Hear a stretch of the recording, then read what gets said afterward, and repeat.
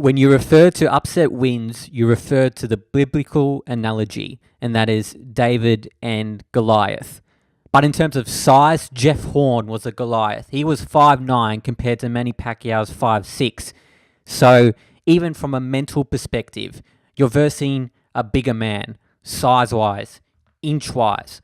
And Jeff Horn used this to his advantage. He climbed Mount Everest, but he was already more than a few steps in due to his size. So Manny Pacquiao, the talk of retirement, this is just not on. He still has the love for the sport. You also have to consider here, he is a senator in the Philippines. It's not like he can do two things at once, though plenty of people would like to do that. At the start of training camp, you heard whispers that Manny Pacquiao's training wasn't going so well, that his timing was off, his training was not going to plan, and then he picked it up later on. I mean, this is to be expected, not with his age, but with his commitments. Jeff Horn put in a magnificent performance of effort. Whether you think he won the fight or not, one thing you can't question is his bravery.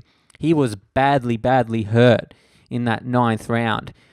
The referee at the end of that 9th round went to Jeff Horn's corner and said, if you don't show me something, I'm going to stop the fight. He came out aggressive and he won via points, via unanimous decision. Teddy Atlas, a well-respected boxing analyst, said straight to Jeff Horn's face that he didn't win the fight, but he appreciated his effort. Overall, you have to count in general ringsmanship. It's not just about who lands the most damage.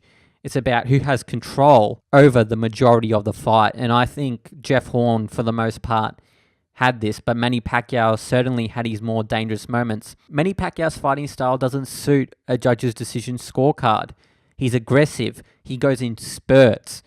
He's very anaerobic. He has these anaerobic efforts. He relies on his explosiveness to do damage. It's up to the judges to see that, but the judges are going by points. They have to, at the end of the day, they have to mark the box. So that's plenty of rounds for Manny to knock Jeff Horn out. There's plenty of rounds for Jeff Horn to establish his general ring control, and he had ring control. Although, in my opinion, it was not necessarily an upset win. Size tells. Chael Sonnen once said after the Vanderlei Silva fight recently that you're never done with the business, but the business is done with you. This is how it goes sometimes with fighters. But Manny Pacquiao isn't done. Yes, he is in his late 30s, but in this fight, he showed he still has his explosiveness.